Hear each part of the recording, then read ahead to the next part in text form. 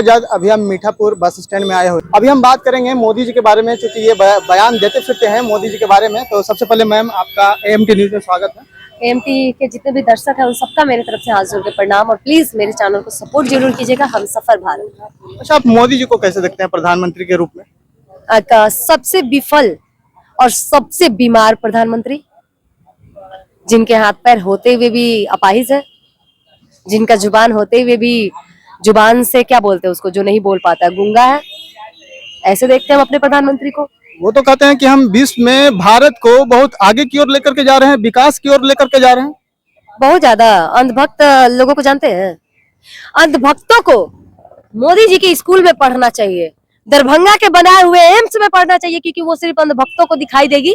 अंधभक्ति वाला चश्मा से हमें आपको नहीं दिखाई देगी। क्यों? क्योंकि हम मोदी जी के भक्त नहीं है ना भैया। दरभंगा का एम्स हम लोग को नहीं दिखाई देगी। रानी दुर्गावती जो स्टेशन बनवाए है चौचक वाला एकदम मोदी जी, वो भी हम लोग को दिखाई नहीं देगी। वो मोदी जी के अंधभक्तों को दिखाई देगी भैया। वहां पे कोई एयरपोर्ट नहीं है पूर्णिया में, फिर भी वो अंधभक्तों को दिखाई देगी। क्यों? क्योंकि हम अंधभक्त नहीं है तो हमें नहीं दिखती है। दरभंगा में नहीं बना है? अरे 200 बीघा में बन रहा भैया। पूरा इलाज नहीं कराइएगा? पढ़ने नहीं जाइएगा? वहां पे इनके बच्चे पढ़ने जाएंगे। क्यों? क्योंकि पानी में गरीबों के बच्चे रहते हैं, अमीरों के बच्चे नहीं। प्रधानमंत्री कह रहे हैं पूरा विश्व भर में बाहर बाहर जा करके इंटरव्यू कर रहे हैं, प्रेस कॉन्फ्रेंस कर रहे हैं कि हम भारत के गरीबों के लिए काम कर रहे हैं। कौन से गरीबों के लिए? अडानी और अंबानी के लिए? ये गरीब है भैया। तब तो देश के सबसे अमीर आदमी हम लोग है कि रोड पे बैठे हुए हैं और वो लोग गरीब हो गए। बहुत गरीब है मोदी जी और वो अडानी अंबानी गरीबों के लिए कर रहे हैं। सच में अडानी अंबानी के लिए बहुत अच्छे काम कर रहे हैं वो। अच्छा चलिए, दूसरा सवाल ये है, चलिए प्रधानमंत्री के बारे में तो आप बहुत कुछ कहती रहती हैं, लेकिन दूसरा प्रश्न ये है कि हाल फिलहाल में जो जातीय गणना जो हुआ है बिहार में, उस बारे में आप क्या सोचते हैं? सही है जातीय जनगणना, जाति गणना होना चाहिए, बिल्कुल होना चाहिए। लेकिन जाति गणना बिहार के विकास में कैसे मतलब कि सहभागिता करता है? सारे लोगों को अपने जाति की संख्या पता चल गई कि हम कितने हैं। इससे क्या होगा? क्या उछल नहीं रहे हैं? इससे क्या होगा? इससे होगा ये कि जो लोग दलितों को नीचे समझते हैं, अब दलितों की संख्या अधिक हो गई है, कोई दलितों को नीचे नहीं दिखाएगा। उनका पावर पता होगा। कोई दलित हमारे बराबर आके बोलेगा तो हमको खुशी होगी। हम तो गले लगाने का काम करते हैं, जातिवादी तो नेता करते हैं। आम आदमी में वो आग लगाते हैं, वो दिखाते हैं कि तुम मुस्लिम, तुम हिंदू, तुम डोम, तुम चमार, ये सब हो। हम लोग तो नहीं मानते। मेरे लिए तो एक इंसान है, उसका खून लाल और हमारा खून लाल है। हम एक जाति के हैं। हमारा सिर्फ धर्म इंसानियत धर्म होना चाहिए। हम किसी धर्म के नहीं है, हम सिर्फ इंसान है, और इंसान रह के भी हम काफी है। हमें किसी का ना तो धर्म देखना है, और ना ही किसी इंसान का जात देखना है, और ना ही किसी इंसान का ये देखना है कि वो कितना अमीर और कितना गरीब है। हमारे लिए इंसान होना ही बड़ी बात है आपस में। ठीक है, वो सब तो ठीक है, लेकिन बिहार में विकास का ये कारण जातीय गणना कैसे बनेगा? कैसे, किस आधार पे? बिल्कुल विकास होगा। इससे लोगों को अपनी अपनी हक मांगने में आसानी होगी। सरकार अगर जातीय जनगणना बनाई है तो सरकार बेवकूफ तो है नहीं, क्योंकि अब जनता अपना हक मांगेगी जिसकी संख्या ज्यादा है। ये भी कहा गया है जिसकी जितनी संख्या उसकी उतनी भागीदारी। अच्छा, इसका मतलब ये तो है कि 27 राज्य में जातीय गणना नहीं हुआ है, यानी कि बिहार बाकी राज्य भी मांग कर रहा है, यानी कि बिहार से पिछड़ा हुआ है। पिछड़ा हुआ नहीं है, वो सारे राज्य भी अच्छे हैं।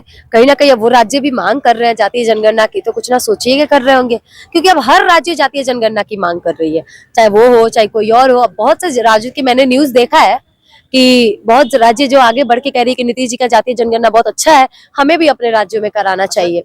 इस पे टिप्पणी प्रधानमंत्री का क्या है अब तक? कुछ नहीं, उनके टिप्पणी से हमें फर्क ही नहीं पड़ता है। उनको जहाँ टिप्पणी करनी चाहिए वहाँ तो चूड़ी पहन के बैठे रहते हैं। कहाँ चूड़ी पहन के बैठे रहते हैं? तो सब दिन बोलते रहते हैं। मणिपुर कितना बोले? 36 सेकेंड। आपकी बहन अगर नंगी हो जाए, इज्जत लूट जाए, तो आप 36 सेकेंड बोलिएगा? क्या कीजिएगा आप ही बताइए, क्या कीजिएगा आप?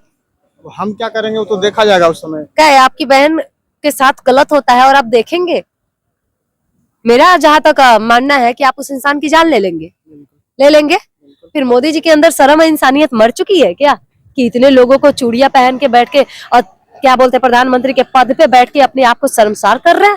ये अब तक के सबसे अपाहिज प्रधानमंत्री है। और गूंगे कहते हैं ना कि अरे उनके लिए तो घटिया शब्द आता है मुझ से। अगर वो प्रधानमंत्री नहीं होते ना तो उनका एक इज्जत हम नहीं बख्श। तो गांधी जी के पथ प्रदर्शक हैं, इसीलिए वो चुपचाप रहते हैं, कहते हैं कि हम हिंसा से कोई काम नहीं करेंगे। अच्छा, और वही विदेश में इजराइल में जो हो रहा है उसके लिए आपके मन में दर्द हो रहा है जी, बड़ा तकलीफ हो रहा है उसके लिए आपको। मणिपुर आपके आंख से दिखती नहीं है कि अंधे हो गए हो कि आंख निकल गई है बाहर, या गाड़ी की तेल खत्म हो गई कि वहां जाने में डर लग रहा है तुमको? तुम प्रधानमंत्री बनते हो, तुम प्रधानमंत्री के कुर्सी को शर्मसार कर रहे हो।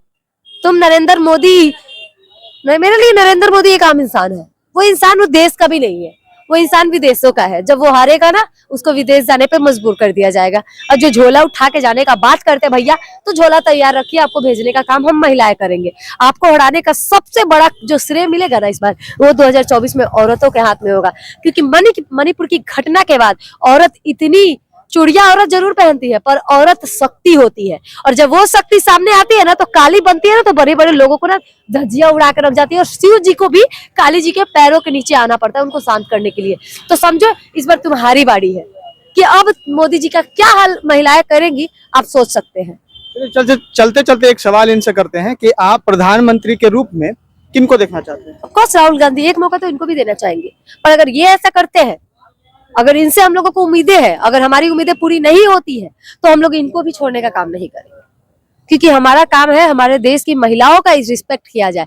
अगर हम औरतों के साथ गलत होगा तो हम लोग किसी को बख्शने का काम नहीं करेंगे। चलिए, तो आप देख रहे थे एएमटी न्यूज और आपके साथ अंजलि थे। ऐसा इंटरव्यू आपको देखना, अगर आपको देखना है तो हमारे चैनल को सब्सक्राइब कर लीजिएगा।